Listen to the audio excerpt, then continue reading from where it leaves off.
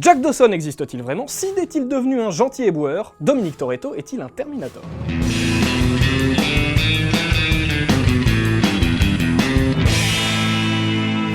Aujourd'hui les amis, on reprend notre concept des 3 théories pour le prix d'une. On est donc reparti écumer les basses fosses du web, exhumer pour vous des histoires totalement tirées par les cheveux qui n'ont pu être conçues que par des fans particulièrement déséquilibrés, à moins qu'ils n'aient en fait raison, mais ça, ce sera à vous d'en juger. Première théorie, Jack Dawson n'a jamais mis les pieds sur le Titanic. Vous savez pourquoi? Parce qu'il n'existe pas, et vous savez pourquoi? Parce que Rose l'a tout simplement inventé pour échapper à son triste quotidien. Bon, alors juste une petite mise en garde avant d'aller plus loin, si les théories de Sacha plongé dans un profond coma ou de Harry Potter qui n'est pas vraiment un sorcier ne vous ont pas trop plu, il y a de fortes chances pour que ce qui va suivre vous saoule aussi.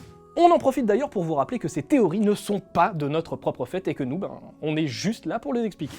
Donc, si on reprend les choses dans l'ordre, voilà un peu comment ça se passe. Rose est une jeune fille de la haute société qui embarque sur le Titanic avec toute sa famille, ses 548 robes et son fiancé, ce type qu'elle déteste. À vrai dire, elle le déteste tellement qu'elle est prête à se jeter à l'eau pour en finir avec la vie une bonne fois pour toutes. C'est à ce moment-là qu'intervient Jack, qui selon la théorie n'est en fait rien de plus qu'une création de son subconscient qui représente son idéal masculin parfait, la seule alternative au suicide qu'elle a finalement trouvée. D'ailleurs, il ne disparaît qu'au moment précis où elle a finalement échappé à son destin et à son mariage forcé, où elle peut poursuivre sa route libre et indépendante. Enfin, on va aussi préciser que Jack a gagné son billet sur le paquebot en jouant aux cartes, que son nom n'est donc pas inscrit sur la liste des passagers et qu'officiellement, il n'existe tout simplement pas sur le Titanic.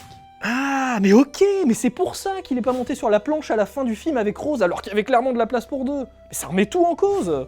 Stop! Avant de s'emballer, on va quand même se poser 2 petites questions toutes simples. Si Jack n'est pas réel, comment se fait-il que petit a, les autres passagers du Titanic, à part Rose, puissent le voir et lui parler? Petit b, on y retrouvait un dessin signé par lui dans l'épave 85 ans plus tard. Et voilà, une théorie qui tombe à l'eau.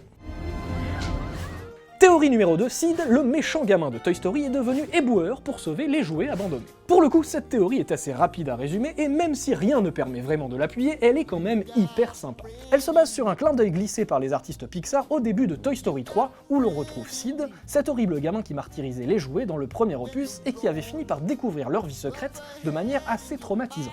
15 ans plus tard, il porte toujours des têtes de mort sur ses t-shirts et il est devenu éboueur. C'est là qu'un internaute de Reddit, lui-même éboueur dans la vraie vie, a imaginé que Sid avait particulièrement bien retenu la leçon de notre ami Woody et qu'il avait choisi ce métier pour sauver les jouets abandonnés. Nous, les jouets, nous voyons tout.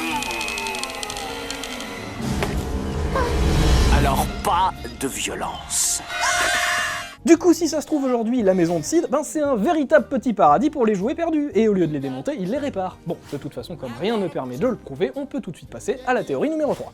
Notre petite préférée qui a été imaginée par la chaîne YouTube de Jim & Zem et qui part du principe, attention, attachez bien votre ceinture, que le héros de la saga Fast and Furious est en fait un Terminator.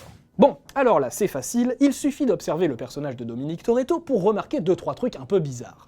Ainsi que le rappelle Jim & Zem dans leur vidéo, notre cher poteau testostéroné est doté d'une force herculéenne, semble ne jamais ressentir la douleur, et survit absolument à tout ce qui lui tombe sur la gueule, c'est-à-dire beaucoup de choses. Et si c'était justement pour ça que ses sourires étaient aussi rares et fugitifs que des éclipses solaires? Et s'il existait un lien entre Brian O'Connor et John Connor? Et si la suite de la saga Fast and Furious nous préparait une incroyable révélation?